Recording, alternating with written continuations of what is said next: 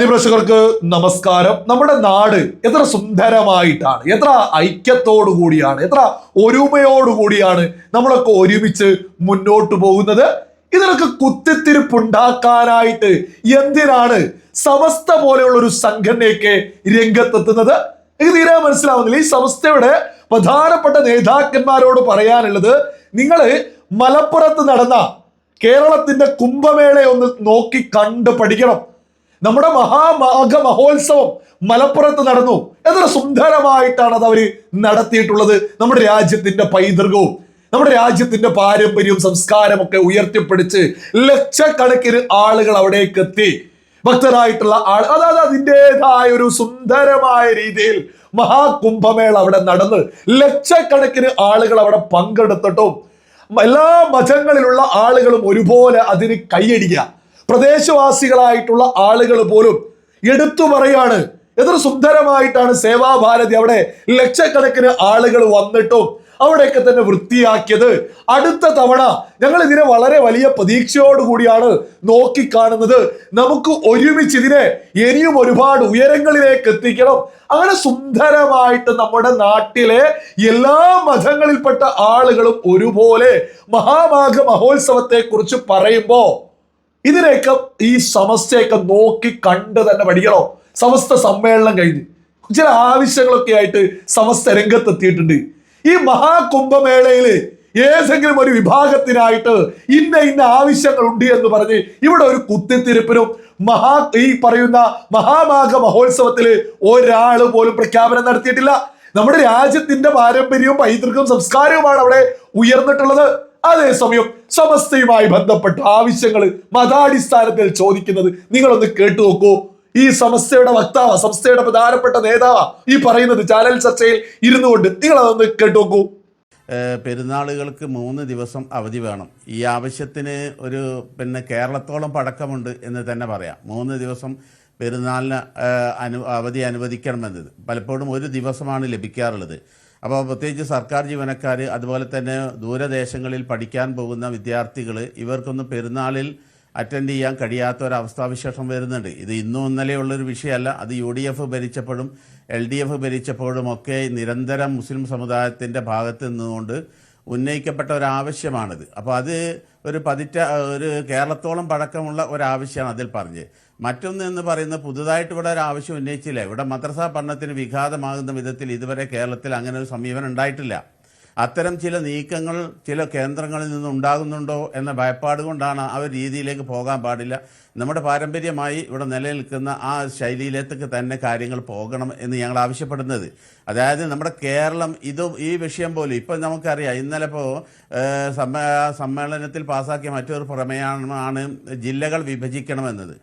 അതിൽ ആവശ്യപ്പെട്ട പ്രമേയത്തിൽ കൃത്യമായി പറയുന്നുണ്ട്, ഇപ്പോൾ മലപ്പുറം ജില്ല ഉൾപ്പെടെ വിഭജിക്കണം. എന്നിട്ട് അവിടെ പ്രത്യേകം നോട്ട് ചെയ്ത് തന്നെ പറയുന്നുണ്ട്, പാലക്കാട്, എറണാകുളം, ഇടുക്കി പോലെയുള്ള ജില്ലകൾ, അത് ഭൂമിശാസ്ത്രപരമായ പ്രയാസമുള്ള ജില്ലകളും. നിങ്ങൾ കേട്ടില്ലേ ഈ ചെറിയ പെരുന്നാൾ വലിയ പെരുന്നാൾ വിഷയത്തിലൊക്കെ 3 ദിവസം അവധി വേണമെന്നൊക്കെ പറയുന്നത് എത്രത്തോളം വലിയ പച്ച വർഗീയതയാ. യഥാർത്ഥത്തിൽ ഒരു മതസംഘടന പ്രോഗ്രാം നടത്തുക, സമസ്ത ഒരു സമ്മേളനമൊക്കെ നടത്തുമ്പോൾ അത് അതിൻ്റെതായ ആത്മീയതയല്ലേ ഉയർത്തിപ്പിടിക്കേണ്ടത്, അല്ലാതെ പൊതുസമൂഹത്തിലേക്ക് ഒരു വിഷയമിട്ട് കുത്തിത്തിരിപ്പുണ്ടാക്കുന്നത് അല്ല.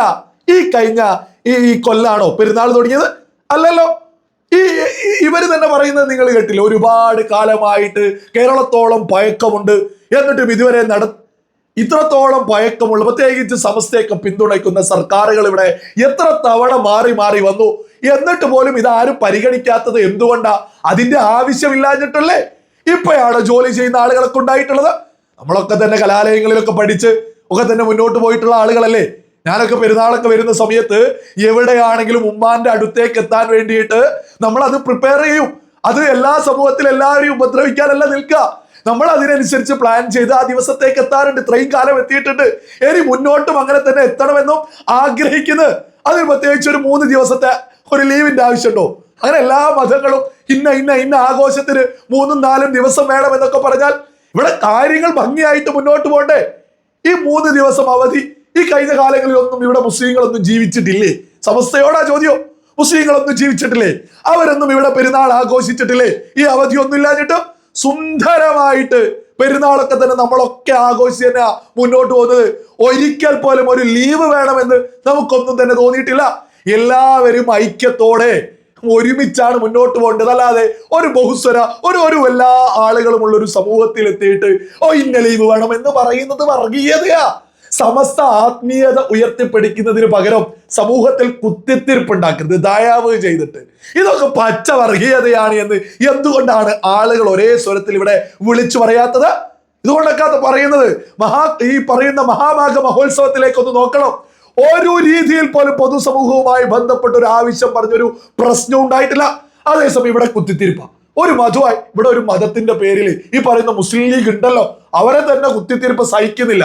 ഇനി മതസംഘടനകളും പൊതുസമൂഹത്തിൽ ഇടപെട്ട് തോന്നിയ ആവശ്യങ്ങളും അവകാശങ്ങളും എന്നൊക്കെ ഉളുപ്പില്ലാതെ പറഞ്ഞ് എന്തിനാണ് ഇവിടേക്ക് സമസ്തയൊന്നും ഇത്രയും കാലം ചെയ്യാത്ത കാര്യങ്ങൾ എന്താണ് ഈ അടുത്തായിട്ട് ഇങ്ങനെ വിളിച്ചു പറഞ്ഞ് നടക്കുന്നത്? എന്തിനാണ് ഈ കുത്തിത്തിരിപ്പിനിറങ്ങുന്നത്? പിന്നെ മദ്രസയുമായി ബന്ധപ്പെട്ട് ഈ മദ്രസയ്ക്കായി ബന്ധപ്പെട്ട് എന്താണ് ഒരു വിവേകമുള്ള നേതൃത്വമാണ് സമസ്തയിൽ ഉള്ളത് എങ്കിൽ പറയേണ്ടത്, പൊതുവിദ്യാഭ്യാസത്തിന് ബുദ്ധിമുട്ടുണ്ടെങ്കിൽ നിങ്ങൾ ഒരു സമയം പറയൂ, ഞങ്ങൾ അതിനനുസരിച്ച് മദ്രസ പഠനം മുന്നോട്ട് കൊണ്ടുപോവാം.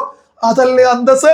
അല്ലാതെ ഞങ്ങൾക്ക് പഠിപ്പിക്കണം, ഞങ്ങൾക്ക് ഇത് ചെയ്യണം, അതിന് മറ്റെല്ലാ മതങ്ങളും പഠിക്കുന്ന പൊതുവിദ്യാഭ്യാസം താറുമാറാക്കണം എന്ന് പറയുന്നതും പച്ചവർഗീയതയാ. വിവേകമുള്ള ആളുകള് സമസ്തയുടെയൊക്കെ നേതൃത്വത്തിൽ വരണോ? ഒരു തർക്കമില്ലാത്ത വിഷയ.